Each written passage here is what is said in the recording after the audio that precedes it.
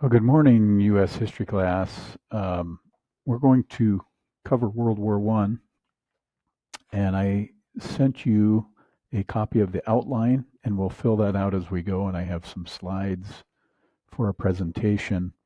We're going to split this presentation up into three parts. So here you see the outline on the screen. We're going to do part one by covering everything in this section here, sections 1 and 2, false philosophies preceding World War I and II, and then the World War breaks out in Europe. Then we're going to take section 3 regarding the United States being drawn into the war, and we will take it down through section C, where it ends with the word doughboys. And then the third segment that we'll do together will be everything to the end there from section, would that be 5D down through the end of the outline. So that's what we will do. So let's go ahead and jump right in, and we're going to talk about World War I. Sometimes it's referred to as the war to end all wars, or the Great War. And so we will be looking at that for the next little while. Now, section 1, false philosophies preceding World War I. At this point, we're talking about background to the war. And sorry about that. Okay, here we go.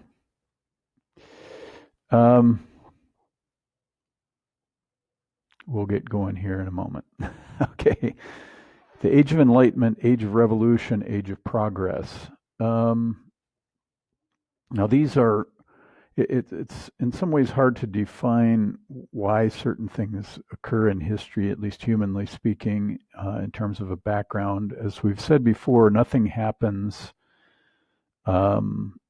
simply in a vacuum.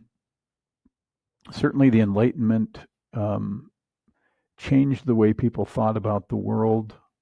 We see the isms there: rationalism, empiricism, skepticism, and deism. Arguably, that helped lead to the Age of Revolution, where you have,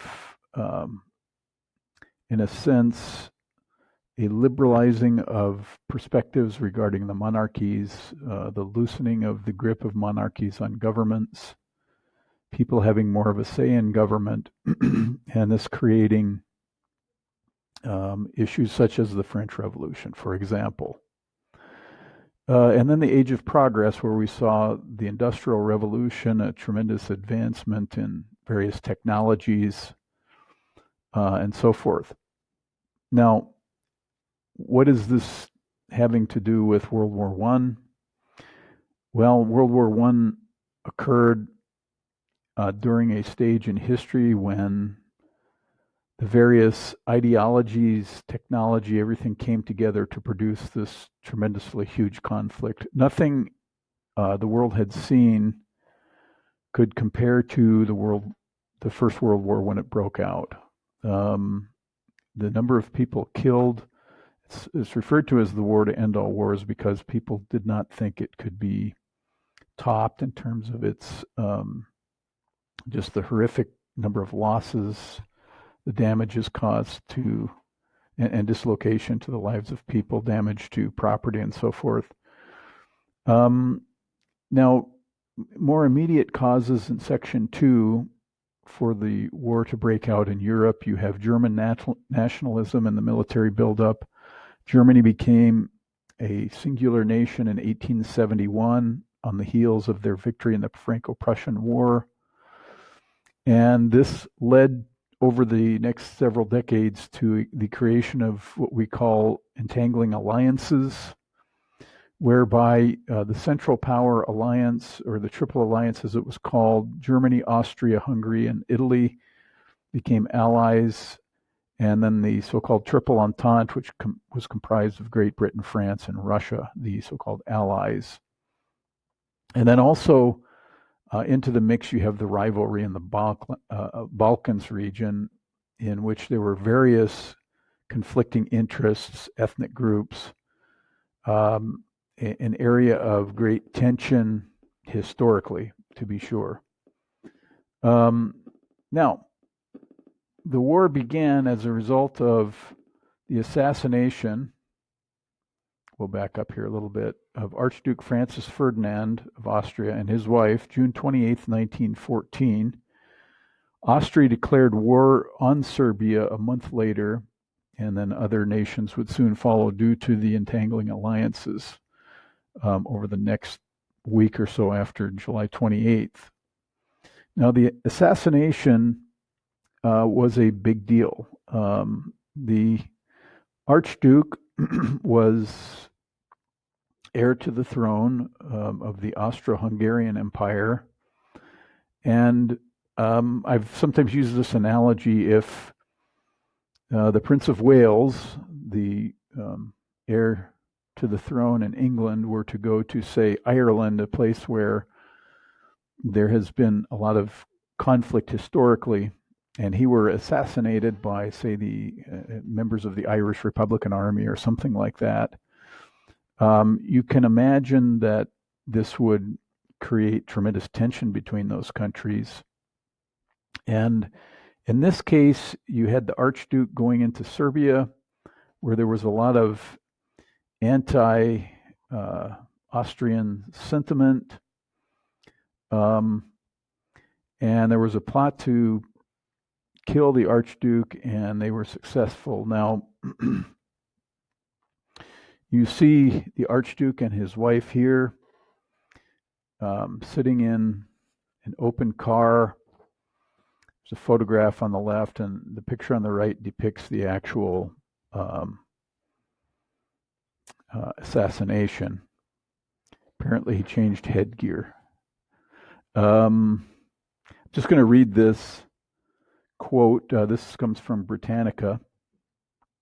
The royal couple was traveling in a motorcade through Sarajevo in an open-topped car, ignorant of the fact that several would-be assassins awaited along the route of their pre-announced stops. Shortly after 10 a.m., amid cheering crowds lining the wide avenue called Apple Quay, one of the attackers, Nedeljko Kobrinovic, threw a grenade at the royal couple's car. The bomb bounced off the back of the vehicle and exploded behind them, injuring members of the entourage who were in the next car and peppering bystanders with shrapnel. After completing the planned reception at City Hall, the shaken royal couple insisted on changing their schedule and visiting the hospital to check on one of the officers injured in the morning attack. Confusion among the drivers in the motorcade followed, with the drivers starting off in the wrong direction, down the very avenue where the conspirators were still present.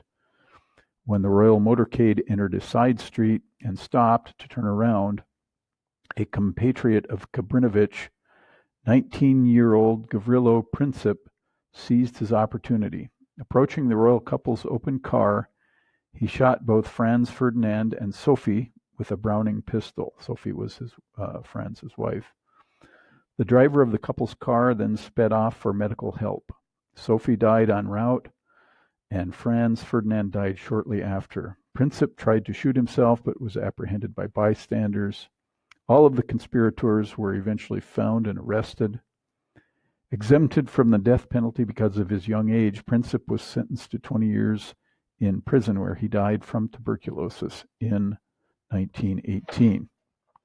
And that was an accounting of the basic facts surrounding the plot to kill Ferdinand.